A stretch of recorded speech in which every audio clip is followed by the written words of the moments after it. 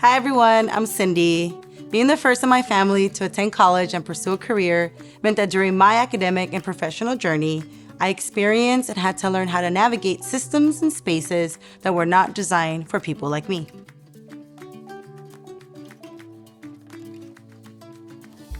Unfortunately, I know very well what it means to be in spaces led by people that made me feel uncomfortable, unseen, unvalued, unheard, or unappreciated.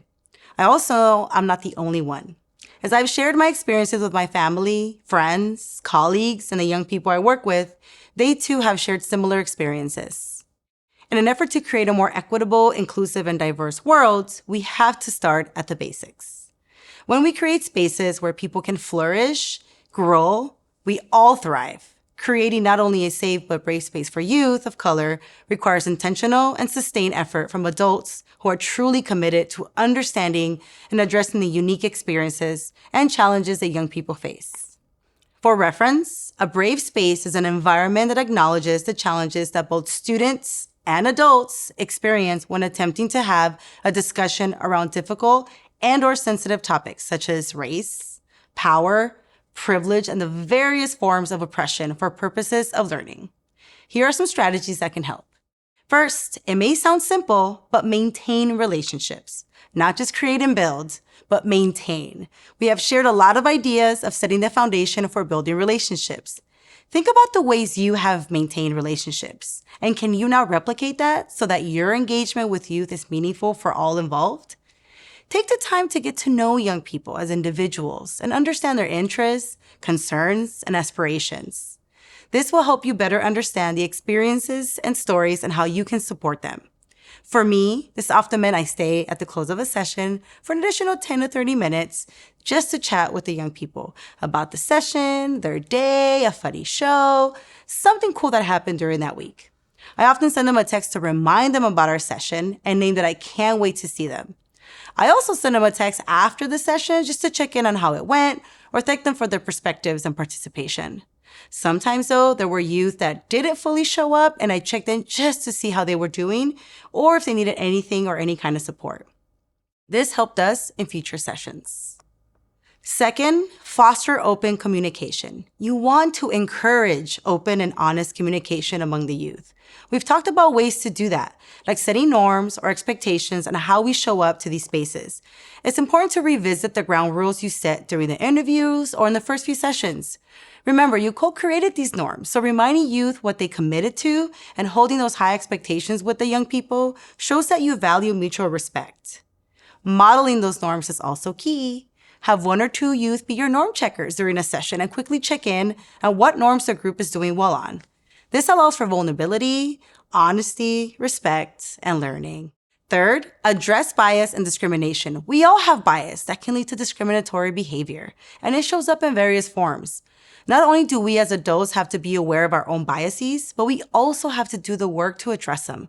That's not the young people's jobs. So just as we challenge discriminatory behavior and language when we see it and make it clear that it is not acceptable in your space, we also want to allow and encourage young people to challenge, develop critical thinking, disagree, or offer another way. If you are not comfortable providing guidance or calling out your own biases, name that. Name where you are in the process of learning and unlearning and say, well, I don't feel fully comfortable talking about XYZ topic you shared. What I can do is try to look for resources or someone who can support you.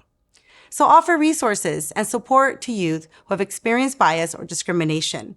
A simple example to see how a bias can show up for you is ask yourself, do I gravitate towards young people that are more verbal and participate more?